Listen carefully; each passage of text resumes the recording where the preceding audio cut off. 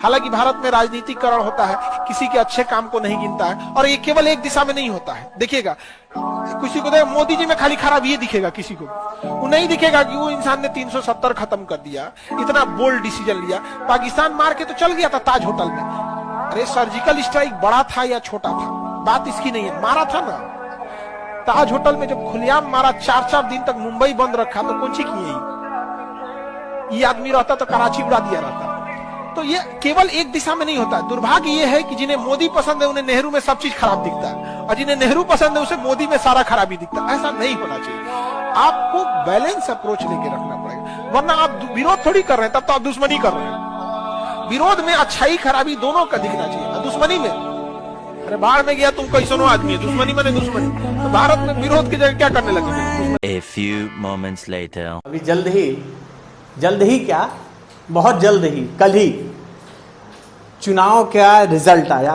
Result आने के बाद आप ध्यान से देखें तो पूरा का पूरा शेयर मार्केट एकदम डाउन हो गया। क्यों हुआ? क्योंकि मोदी जी की गवर्नमेंट जो है, अभी तक जिसको कहा जाता था मोदी गवर्नमेंट, मजबूत गवर्नमेंट, मोदी परिवार, ये परिवार वो परिवार, कोई परिवार जैसा कोई चीज़ है ही नहीं मोदी जी। 100 की सीधी साफ साफ बात है। आपको हो गया था अहंकार, और उस अहंकार का जवाब जनता ने दे दिया। और जनता ने ही नहीं, आप भाग गए कहाँ? दक्षिण भारत में, और उत्तर भारत की आपकी सारी जमीन हिला दी सपा और कांग्रेस ने।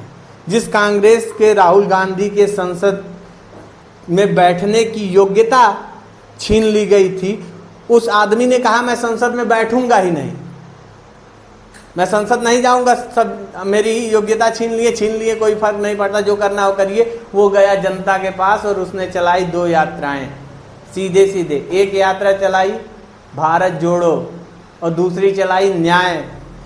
स्वर्णिम चतुर्भुज बनवाया अटल जी ने, पूर्वी कॉरिडोर, पश्चिमी कॉरिडोर, ये कॉरिडोर, वो कॉरिडोर। आप देश का विकास करते रहे, आपका विकास पूरे देश को समझ में नहीं आया, खास करके यूपी के लोगों को समझ में नहीं आया।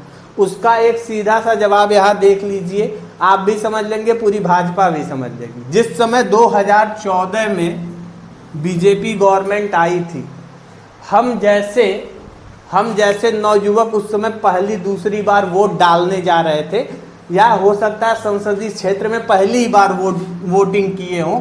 हमारी उम्र उस समय 18-20 साल थी।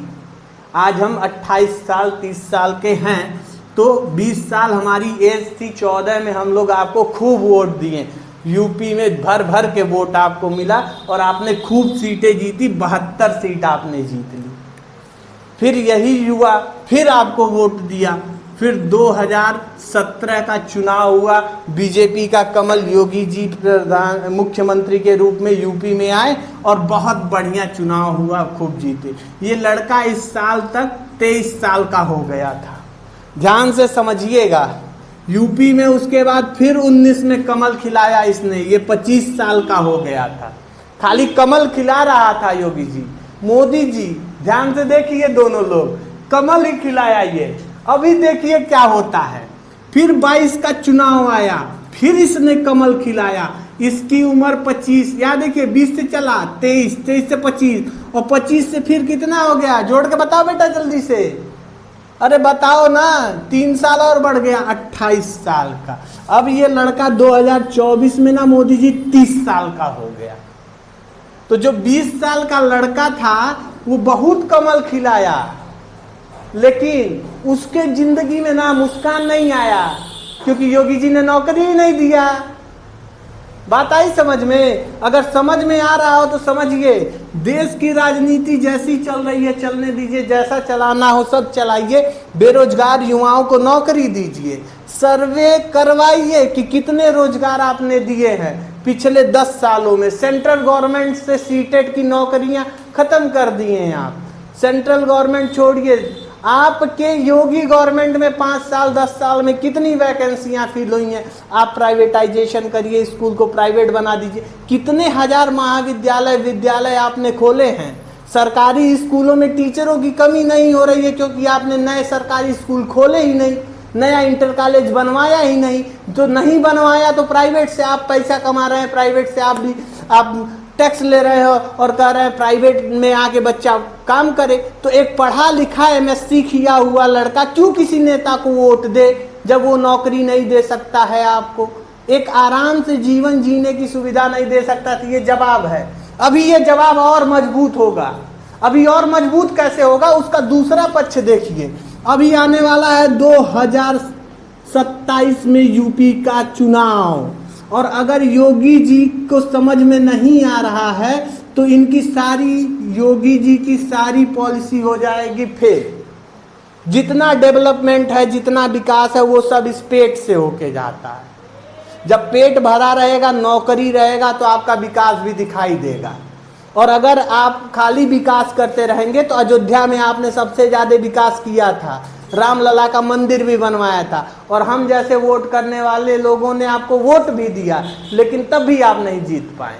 गोरखपुर के संसदीय क्षेत्र में जहां 5 लाख 6 लाख से योगी जी जीतते थे, वहां देख लीजिए, जब आप उठा के किसी नेता के जगह किसी कलाकार को रख देंगे तो जनता भी बहुत कलाकार है, बना दिया ना कला। बहुत दौड़ने के बाद किसी तरह से रवि किशन का सीट बचा, और अगल बगल के पूर्वांचल के सारे सीटों पे सपा का दबदबा हो गया, 12 में से 5। अगली बार सपा और अगर कांग्रेस मिल के लड़ी, सपा प्लस कांग्रेस, बिना कहे सारी जातिगत वोट यहीं जाएगी सपा में, और ध्रुवीकरण का कांग्रेस का सारा मुस्लिम वोट वहीं जाएगा और इकट्ठे गिरेगा। ध्यान से देखिए योगी जी, समझिए, जहां 50% मुस्लिम वोट करते थे वहां 72% मुस्लिमों का वोटिंग परसेंटेज बढ़ा है। कहीं 100% हो गया ना, तो सत्ता परिवर्तन का ताकत रहेगा। और पूर्वांचल में कभी भी जनरल एक साथ नहीं हो सकता है, क्योंकि जनरल का एक बहुत बड़ा तबका सपा का सपोर्टर है जो सरकारी नौकरी करता है। वो कभी भी ना फुल पेंशन मांगेगा, फुल पेंशन, ओल्ड पेंशन योजना मांगेगा। काम करिए जमीन पे और समझिए जनता का मूड, और नहीं तो भाई आपका मर्जी, आपका सरकार, आप जैसे मन करे वैसे चलाइए। धन्यवाद, टाटा बाय बाय। और इसी के साथ बनाइए गवर्नमेंट सबल के जगह दुर्बल।